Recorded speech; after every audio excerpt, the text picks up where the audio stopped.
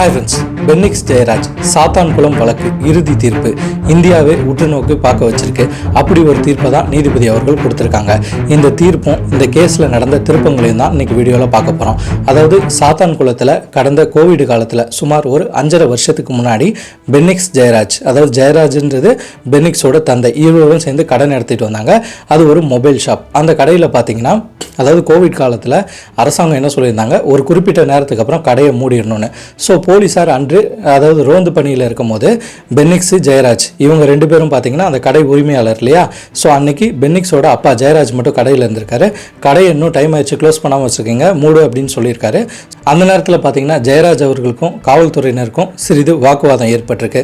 இதன் விளைவாக ஜெயராஜ் அவர்களை ஸ்டேஷன் வர சொல்லியிருக்காங்க. ஸோ ஸ்டேஷன் போன ஜெயராஜையும் சரி, அதுக்கப்புறம் அவங்க அப்பாவை காணவில்லைன்ட்டு பென்னிக்ஸ் போயிருக்காரு. ஸோ 2 பேருக்குமே காவல்துறையினரிடம் வாக்குவாதம் முத்தி போன ரீதியாக அவங்க 2 பேரையுமே காவல்துறையினர் பயங்கரமாக தாக்க தொடங்கிட்டாங்க. ஸோ தாக்குதல் ரொம்பவே கடுமையாக நடந்திருக்குங்க. அந்த தாக்குதலை நீங்களே நிறைய வீடியோவில் பார்த்துருப்பீங்க. ஸோ எப்படி விதமான தாக்குதல்னு பார்த்தீங்கன்னா, அதாவது அவங்களுக்கு கிட்டத்தட்ட 5 கைலிகள், அதாவது 5 லுங்கிகளை மாற்ற கொடுத்துருக்காங்க. அதாவது அவ்வளோ இரத்தக்கரை அவங்க பின்புறத்தில் லட்டியை விட்டு அடிச்சிருக்காங்க. இந்த மாதிரி ஏராளமான துயரங்களை அவங்க சந்திச்சிருக்காங்க. அவங்களோட உறவினர் ஆகட்டும் சரி, ஜெயராஜோட மனைவி ஆகட்டும் சரி, வெளியே இருந்து கதறி இருக்காங்க. ஆனால் எத்தனை பேர் வந்தாலும், யாரை கூட்டிகிட்டு வந்தாலும் ஸ்டேஷனோட கதவை கூட திறக்காம அவ்வளோ சித்திரவதைகள் செஞ்சுருக்காங்க. அதுலேயும் ஒரு காவலர் சொன்னதாக ஒரு தகவல் இருக்குது. அதாவது இவங்களை அடித்து ப்ராக்டிஸ் பண்ணிக்கோங்கப்பா அப்படின்னு மற்ற காவலர்களுக்கெல்லாம் சொல்லியிருக்காங்க. ஸோ அந்த அளவுக்கு தீவிரமான அடி உதை. நெக்ஸ்ட் இவங்க மேலே கேஸ் எல்லாம் ஃபைல் பண்ணால் தான் நம்மளுக்கு எந்த பிரச்சனையும் வராது, நம்ம மேலே தப்பு இல்லாமல் இருக்கும்னு சொல்லிட்டு காவல்துறையினர் இவங்க மேலே சில கேஸுகள் எல்லாம் நிறைய செக்ஷனில் போட்டுட்டு மாவட்ட நீதிபதி கிட்ட போயிட்டு இவங்களை ஆஜர் செய்திருக்காங்க. நீதிபதியும் என்ன பண்ணிட்டாரு, கோவிடோட காலம்னால அன்னைக்கு தொற்று அதிகமாக இருந்ததுனாலையும் இவங்களை தூரத்தில் நிற்க வச்சு பார்த்துட்டு, அதாவது போலீஸ்காரர்கள் எதுவும் அடித்தார்களாப்பா அப்படின்னு கேட்டுட்டு இவங்களுக்கு என்ன பண்ணுறாங்க, கோயில்பட்டி சிறையில் 15 நாள் ரிமாண்ட் பண்ணணும்னு சொல்லியிருக்காங்க. ஸோ கோயில்பட்டி சிறை பார்த்தீங்கன்னா சாத்தான்குளத்துலேருந்து கிட்டத்தட்ட ரொம்ப தூரமாக இருக்கும். ஸோ பக்கத்திலே சிறை தண்டனை கொடுக்காம, அதாவது ரிமாண்ட் பண்ணாமல் கோயில்பட்டி வரைக்கும் போலீஸ்காரர்கள் கேட்டதுக்கு ஏற்ற மாதிரி இவங்க கொடுத்துட்டாங்க. அடுத்தது பார்த்தீங்கன்னா, இவங்களை அங்கே இருக்க அரசு மருத்துவமனை, அதாவது ஒரு டாக்டர்கிட்ட இவங்களுக்கு எந்த விதமான பிரச்சனையும் இல்லைன்னு ஒரு சர்டிஃபிகேட் வாங்கியிருக்காங்க. டாக்டர் அதை எப்படி பார்த்து அந்த சர்டிஃபிகேட்டை கொடுத்தாங்கன்னு நமக்கு இது வரைக்கும் புரியலை. ஏன்னா பொதுமக்களோட பெரிய பேச்சு பொருளே அதான் இருக்குது. ஒரு டாக்டர் ஒரு பேஷண்ட்டை பார்க்காம எப்படி அவங்களுக்கு எந்த விதமான பிரச்சனைகளும் இல்லைன்னு ஒரு சர்டிஃபிகேட்டை கொடுக்க முடியும், மெடிக்கல் சர்டிஃபிகேட்டை அப்படின்னு நிறைய பொதுமக்கள் பேசிட்டு தான் வராங்க. இப்போ டாக்டரும் எந்த இஷ்யூ இல்லைன்னு சொன்னதுக்கப்புறம் சப்ஜெயிலுக்கு கூட்டிகிட்டு போயிட்டு இவங்கள ரிமாண்டுக்கு ஒப்படைத்திருக்காங்க.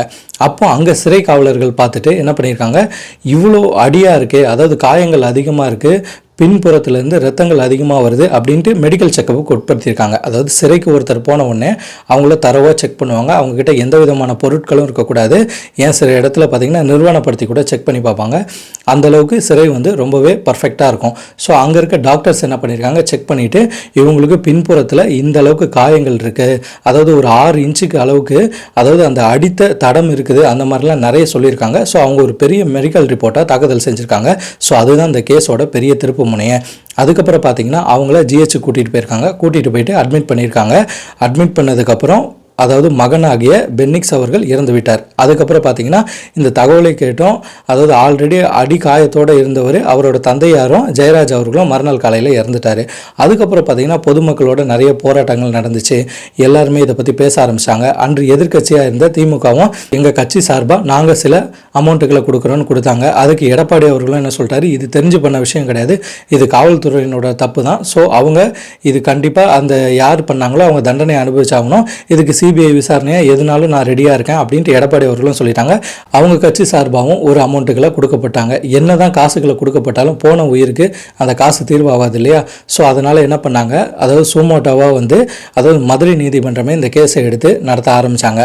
அப்படி பார்க்கும்போது ஒவ்வொரு விசாரணையாக நடத்த ஆரம்பித்தாங்க. ஃபஸ்ட்டு பார்த்தீங்கன்னா ஸ்டேஷனில் போயிட்டு ஜட்ஜ் அவர்கள் உட்காந்து இதை விசாரிக்கும் போது அங்கே அந்த காவலர்கள் மொத்தம் 10 காவலர்கள் இந்த மாதிரி தவறுகளை செஞ்சுருக்காங்க. அவங்க என்ன பண்ணாங்க, ஜட்ஜு கேட்குறாரு, அதாவது அந்த லட்டியெல்லாம் எங்கே இருக்குன்ட்டு, அது இங்கே இல்லை, ஊரில் வச்சுட்டேன், அதுக்கப்புறம் நாங்கள் குடியிருப்பில் வச்சுட்டேன், இந்த மாதிரி நிறைய விஷயங்களை போலீஸ்காரங்க மாற்றி சொல்லியிருக்காங்க. மறுபடியும் ஜட்ஜ் அவர்கள் எதுவும் கேட்டால் அவங்கக்கிட்ட ஒரு மாதிரி, அதாவது பார்த்தீங்கன்னா, அதாவது பேட் பிஹேவியராக பண்ணுறது, கொஞ்சம் ஆக்டிடியூட் காட்டுறது, இதெல்லாம் இருந்தோடனே அதையும் அவர் ஃபைலில் எழுதிக்கிட்டாரு. அடுத்தது முக்கியமான விஷயம் பார்த்தீங்கன்னா, அந்த ஸ்டேஷனில் ஒர்க் பண்ண ரேவதி அவர்கள், அங்கே பார்த்தீங்கன்னா ஒரு கான்ஸ்டேபிளாக ஒர்க் பண்ணுறாங்க, ஒரு ஓன் போலீஸு. அவங்க என்ன பண்ணியிருக்காங்க, எது நடந்ததோ அதை உண்மையாக சொல்லிட்டாங்க. அவங்க சொன்னதுனால தான் அந்த கேஸ் இன்னுமே ஸ்ட்ராங் ஆச்சு. அது மட்டும் இல்லைங்க, 100க்கும் மேலான சாட்சிகள் இந்த கேஸுக்கு ரொம்பவே ஸ்ட்ராங்காக இருக்குது. எந்த சாட்சியுமே வந்து பிறல் சாட்சியாக மாறல. அதாவது இன்னைக்கு ஒன்று சொல்லிட்டு நாளைக்கு அது இல்லைன்னு சொல்கிற சாட்சிகள் எதுவும் இல்லை. எல்லாமே கரெக்டாக உறுதிப்படுத்த செய்தியான எல்லாருமே பிற மாறாமல் அப்படியே சொல்லிட்டாங்க. ஸோ அதனால் நீதிமன்றம் பார்த்தீங்கன்னா இப்போ லேட்டஸ்ட்டாக தீர்ப்புகளை கொடுத்துருக்காங்க. என்ன தீர்ப்புன்னு பார்த்தீங்கன்னா, அந்த 10 பேருக்கு, அதாவது 10 பேரில் ஒருவர் வந்து இந்த கொரோனா தொற்று காரணமாக சிறையில் இறந்துட்டார். ஸோ அவரை விட்டுட்டு 9 பேருக்கும் பார்த்தீங்கன்னா நிறைய தண்டனைகள் கொடுத்துருக்காங்க. அந்த வரிசையில் பார்த்தீங்கன்னா இரட்டை மரண தண்டனை, அதாவது பார்த்தீங்கன்னா 2 பேர் இறந்ததுனால இரட்டை மரண தண்டனை. அது மட்டும் இல்லாமல் பல லட்சம், அதாவது பார்த்தீங்கன்னா அந்த கேஸில் வந்து முதலாம் குற்றவாளியானவருக்கு 80 லட்சம் கொடுக்கணும், அடுத்தது பார்த்தீங்கன்னா 50 லட்சம், அடுத்தது 10 லட்சம். அதாவது அந்தந்த அவங்க குற்றம் செய்ததுக்கேற்ற என்ன செக்ஷன்லாம் இருக்காங்களோ அதுக்கேற்ற மாதிரி நிறைய ஃபைன் அமௌண்ட்ஸ் போட்டிருக்காங்க. ஸோ இவங்க இந்த கேஸை அதாவது மேல்முறையீடு செய்தால் கூட இந்த அமௌண்ட்டுகள் எல்லாம் கோர்ட்டில் கட்டிட்டு தான் மேல்முறையீடு பண்ண முடியும். அது மட்டும் இல்லாமல் 3 வருஷத்துக்கு எதுவுமே பண்ண முடியாது. 3 வருஷத்துக்கு அவங்க சிறையில் தான் இருக்கணும். அவங்க சிறையிலே தன்னோட காலத்தை முழுதும் கழிக்கிறதா நேரிடும். இப்போ பார்த்தீங்கன்னா கருணை மனு அது இதுன்னு இருக்குது. ஆனால் இருந்தாலும் இந்த கேஸ் வந்து ரொம்ப திட்டவட்டமாக ஜட்ஜு என்ன சொல்லியிருக்காருன்னா, இது தெரிஞ்சே நடந்த தவறு. அதாவது பார்த்தீங்கன்னா ஒருத்தரை அடித்தது இவர் வந்து என்ன பண்ணியிருக்காரு, அது கடையை திறந்து வச்சது அவ்வளோ பெரிய தவறு கிடையாது. ஸோ அந்த தவறுக்கு அடித்திருந்தாலும் இந்த அளவுக்கு கொல்லும் விதமாக அடிக்கிறது, அதுவும் இல்லாமல் அதை பின்புறத்தில் வந்து இந்த மாதிரி லட்டியை போட்டு அடிக்கிறது, இந்த மாதிரி கஸ்டோடியல் டெட்டு இது மாதிரிலாம் பண்ணுறதுக்கு காரணம் என்ன? உங்களுக்கு அந்தளவுக்கு ஒரு கோபம் எங்கேருந்து வருது? மக்களை காப்பாற்றுற காவல்துறையை மக்கள் மீது இப்படி தவறுகளை இழைத்தா காவல்துறையினர் பேர் என்ன ஏற்படும்? இதெல்லாம் தெரிஞ்சுக்கோங்க அப்படின்னு சொல்லிட்டு தான் அந்த கேஸை ஸ்ட்ராங்காக சொல்லியிருக்காரு. அதாவது இரட்டை தூக்கு தண்டனையை சொல்லிட்டு நிப்பை உடச்சிட்டாருங்க. ஏன்னா ஒரு தூக்கு தண்டனை வந்து இதுக்கப்புறம் நடக்கக்கூடாதுன்னா அந்த எழுதின தீர்ப்புக்கு அப்புறம் அந்த நிப்பை ஜட்ஜு உடைச்சிருக்காரு. இதுதாங்க இந்த சாத்தான் குளத்தோட ஒரு துயர சம்பவமான கேஸ்.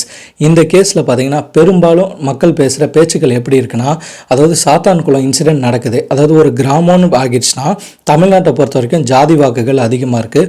ஒவ்வொரு கிராமத்துக்கும் ஜாதின்றது வந்து ஒரு காற்று மாதிரி சுற்றிட்டு இருக்கு. ஸோ இப்படியா நஞ்சு கலந்த ஜாதிகள் இருக்கிற இடத்துல அந்த கிராமமும் ஒரு ஜாதிக்குள் தான் இருக்கணும். அந்த ஜாதிக்கும் நிறைய தலைவர்கள் இருப்பாங்க, எல்லாருமே இருப்பாங்க. ஸோ ஸ்டேஷனில் இப்படி ஒரு சம்பவம் நடக்குதுன்னா இவங்க அந்த ஜாதி தலைவர்கள் வந்தாங்களா பார்த்தீங்களா? ஸோ அதனால தான் சொல்கிறேன், ஜாதின்றது வந்து ஒன்றுமே கிடையாது. எதுவுமே வந்து மக்களோட ஒற்றுமை தான் முக்கியமானது. எல்லாத்தையும் இனம், மதம், மொழி இதெல்லாம் கடந்து மக்கள் என்னைக்கு ஒற்றுமையாக இருக்காங்களோ அப்போ தான் அந்த மாதிரி பிரச்சனைகள்லாம், அதாவது தட்டி கேட்கறதுக்கு மக்களுக்கு தைரியம் வரும்ன்ட்டு நிறைய மக்களோட பேச்சு பொருளாகவும் இருக்குது. அது மட்டும் இல்லாமல் காவலர்களை எத்தனையோ காவலர்கள் நல்லுள்ளம் படைத்தவர்கள் இருக்காங்க, எத்தனையோ குழந்தைகளை படிக்க வச்சுட்டு இருக்காங்க, எத்தனையோ பேருக்கு ஹெல்ப் பண்ணிட்டு இருக்காங்க.